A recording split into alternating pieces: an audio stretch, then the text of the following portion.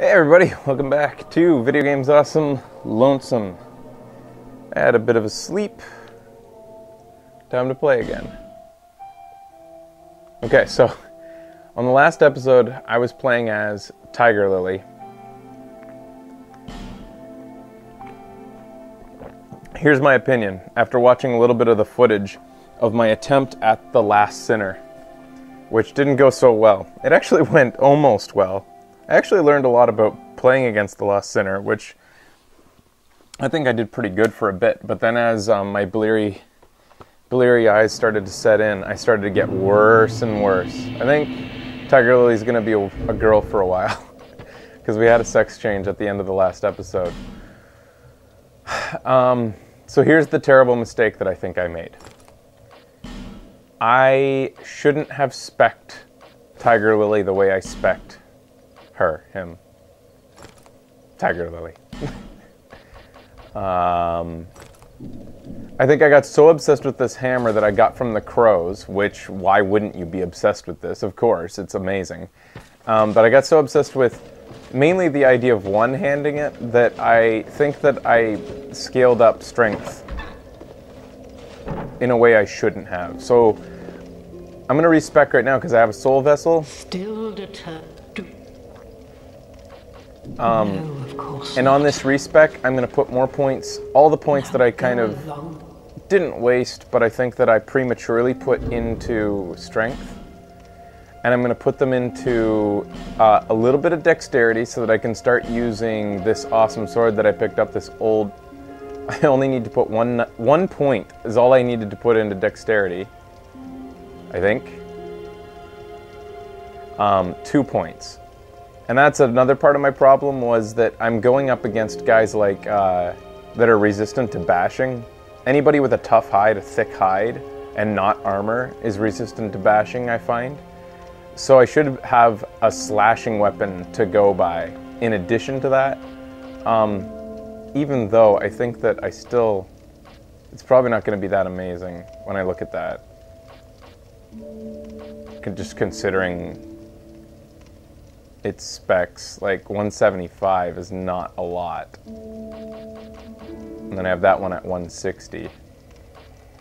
186 for the great sword proper. No, the Drangelic sword. That actually might be the one I use. But anyways, being able to switch to a great sword, I have the great sword, so 200 damage there, and I can upgrade that normally with Titanite.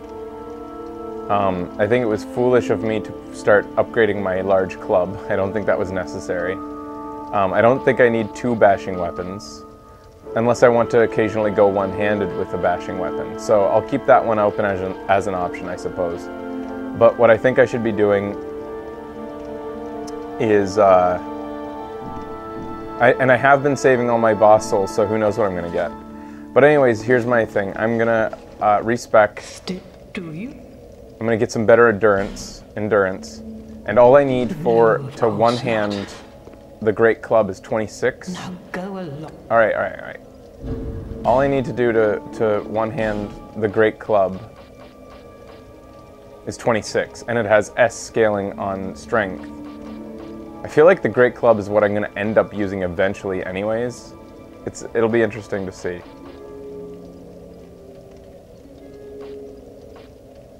Anyways, I'm going to give myself 26 strength, 10 dexterity, and the rest is going into... Why can't I get out of here? Oh. And the rest is going to go into a combination of endurance and strength and vitality, which I need to figure out right now how much vitality I need to wield this thing. Plus a shield, maybe. I don't really need that, though. Mainly, this is the minimum equipment I need. So, I need 90.2 vitality. Or 90.2 equipment load. Pretty much the same points I already had. Alright, let's respec. I need 26 strength, 10 dexterity. And then I want my vigor to go up to 20. Oh my god, I have such low endurance. That was a huge problem. I should have been pumping into this. 20 endurance, and then my vitality. Actually, might have to make some sacrifices on vitality, or maybe I'll have to bring down my endurance until my vitality is okay. So my endurance is going to be better. I think this is going to make me less squishy and an overall, all-around better character.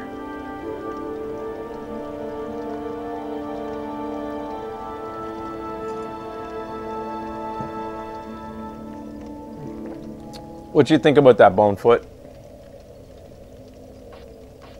I'm basically just making Tiger Lily a little weaker, but I don't think it's going to end up affecting me a whole lot.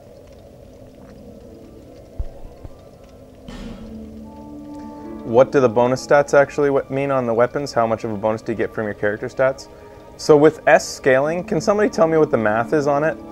S scaling on a weapon is the best scaling you can get, and I think that for every something like 4 points you put into like strength. Solid plan, you definitely need more durability. Yeah. I forget what the rule of thumb is. It's like for every strength point on S scaling, you get an extra point of damage. Or something like that. And so on B scaling, it's something like every 2 points of strength you get an extra point of damage on your weapon if it has B scaling on strength. Done. Now. Oh my god, look at that health bar. That's fucking insane compared to what I had. I'm not gonna hop right into the Lost Sinner. I need to warm up, and I think I'm gonna head over to... Well, first I'm gonna see, actually...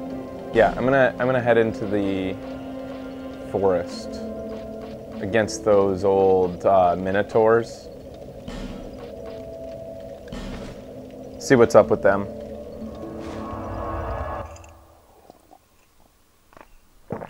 Tiger Lily was so squishy before.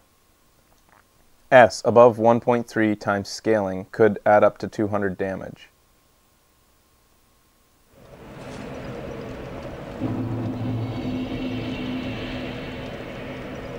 Yeah, my character's chubby and smiling. I wish I could have made a Tiger Lily even chubbier, but you do what you can.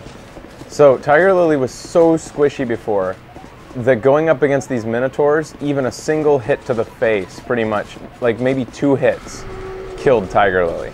And that's not what Tiger Lily's all about. Tiger Lily's about resilience and fortitude. I was going against the very thing that made Tiger Lily great, and I regret it. It's time to correct that.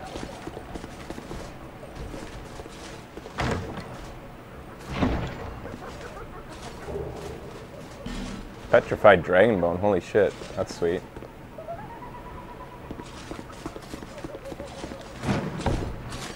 Shit. Alright, come at me. I'm gonna see how good I am. Oh, okay, that, like, I'm just doing just as much damage as I used to, almost. Like, scaling is nice, but...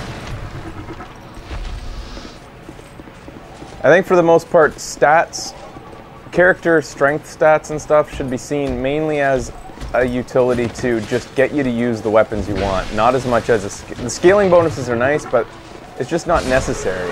It's not 100% necessary.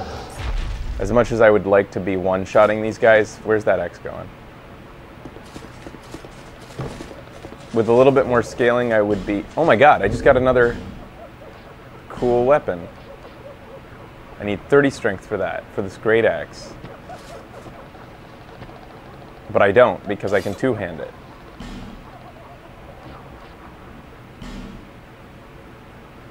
Let's see what this looks like.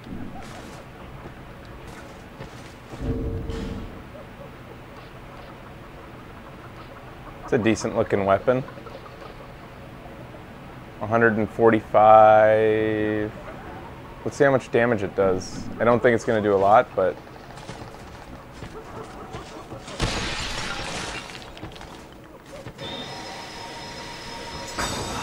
Then you got that little asshole over there. Yeah, I just have this feeling that these guys are resistant to bash, so maybe I'd be better off doing this. Oops. Well, that's not going to give me a good indication. Well, I think that this axe probably isn't as strong anyways.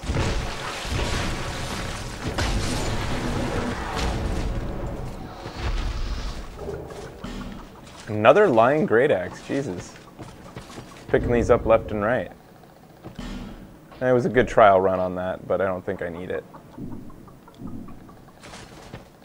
Alright, let's do it.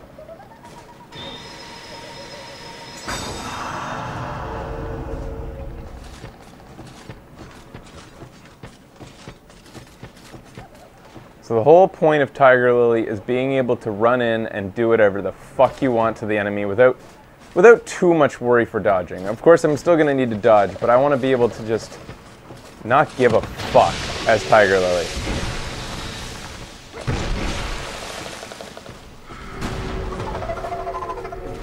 Shit, I just lost my humanity because I can get cursed over here.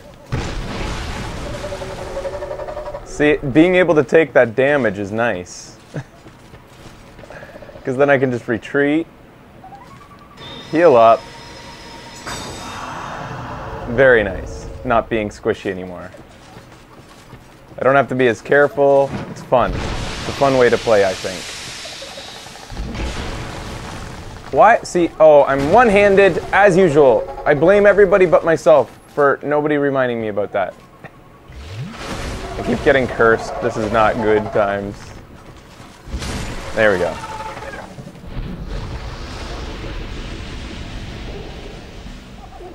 You can get a petrified dragon bone from that.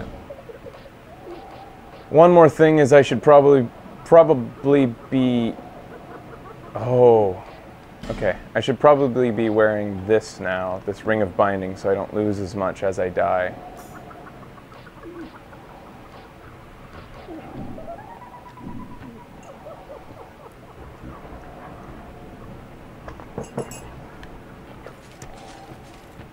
It's interesting how easy it is to how good these lonesomes are with this game, because you can just jump into the game without worrying about what you missed.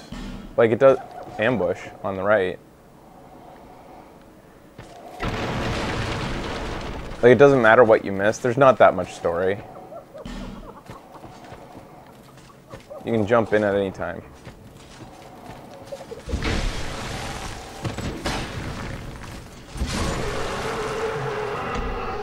See, before, if I were to do a strong attack, then dodge, I would be out of endurance. I wouldn't be able to strong attack, dodge, then come back in for another strong attack like that. So that just changes the game a lot.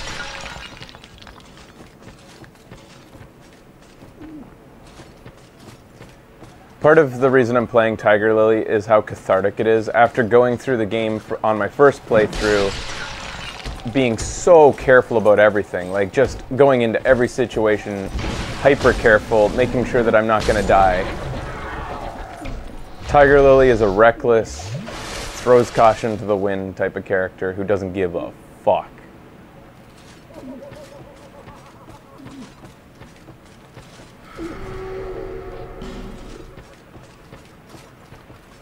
Alright, so I just need to go get this little thing before I set off the trap on purpose. So, down there is a bird that I can unlock, which I do want to unlock. But there's an alternate way of getting down there, actually, that doesn't put you in as much trouble with those little frogs. And I'd rather not get petrified. It's kind of a shitty thing. Ah, fuck it. Who the fuck? See, this is... I gotta stay in Tiger Lily's head. Who gives a fuck? There we go. That's how you play Tiger Lily. Who cares? Fucking get this shit done. Tiger Lily's not waiting for anything. Twinkling Titanite. Raw stone. How much twinkling do I have? 1. I need 2 more until I can upgrade this giant thing again.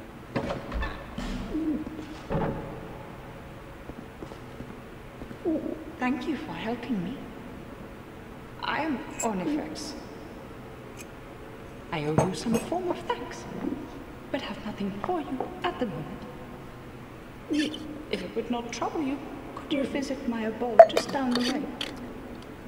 One of the most annoying parts in the game is that she tells you to go visit her at her abode down the way, and then doesn't tell you it doesn't even give you a single clue about where she's going to be.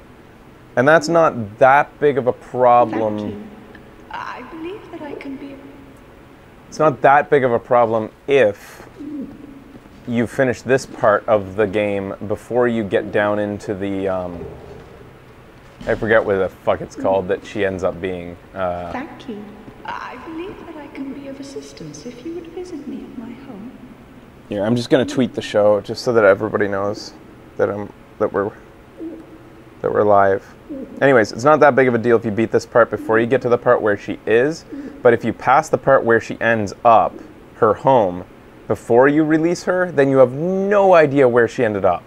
You have no idea that she went back to this empty room back in a level you already completed.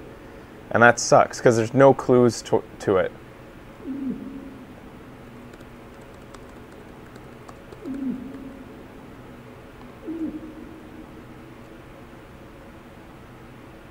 So yes, I guess I should acknowledge that yesterday I did stream for, what was it, 18 hours? Some people are saying.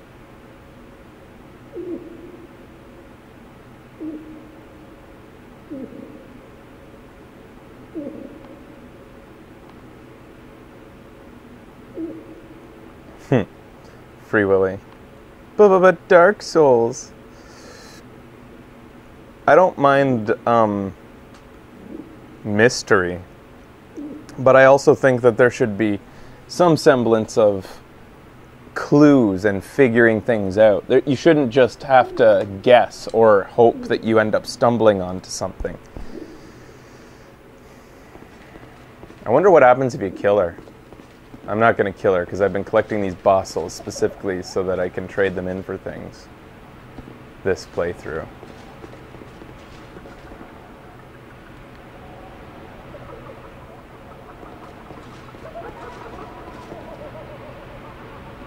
Oh shit, cursing. If you don't know what cursing is, it's basically, it kills you. It gives you a death, the same effect as a death, without dying. So you lose a little bit of your HP up there in the HP bar, and that's it. It's not a big deal.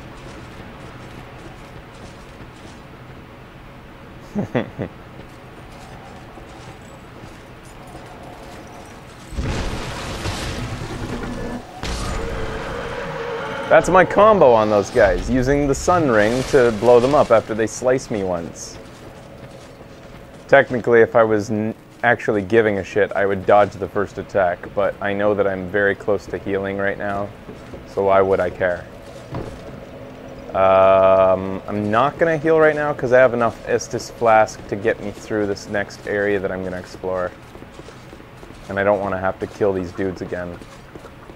Especially since you guys might have, if you've been watching the playthrough, you know that I kind of, I don't like inadvertent grinding, and by inadvertent grinding, what I mean is playing an area over and over, reloading the guys. You're not intending to grind, but you're going back to the fireplace to like reload your stuff and your stats, or maybe you die. That's another form of inadvertent grinding. You die and it reloads all the guys in the area. And then you end up killing... You end up killing more guys than you ever would have before, gathering more souls than you would have before, and then therefore I think becoming more powerful a character than you would have if you hadn't died or whatever. And that's why sometimes I don't collect my souls after I die. If I feel like the souls are ones that I shouldn't have gotten because I've been playing the area over and over too many times, then I don't keep the souls. I just let them go. I don't care. Okay, there's a little fucker just around the corner here. I got him locked on, and I'm gonna run at him. There we go.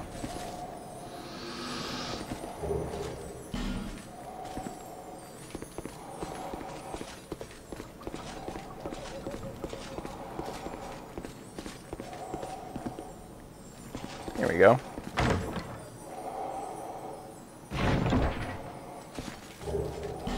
A dark scythe, not the type of weapon that this character would use.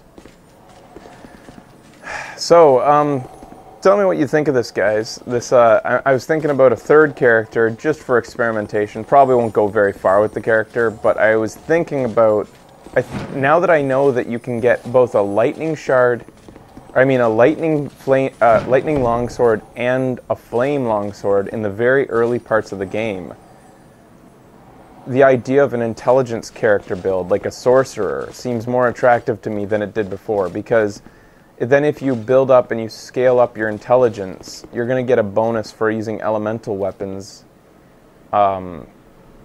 making that character stronger than it would have otherwise. I am not going to kill this guy. No, I am going to kill this guy because he's not much help against his lady friend, and I want the ring he has, I think. And I don't want to go buy the ring that speaks to baddies anyways. So yeah, I'm going to kill this guy right now. Takes a while to get him activated. I think after half health he'll start attacking.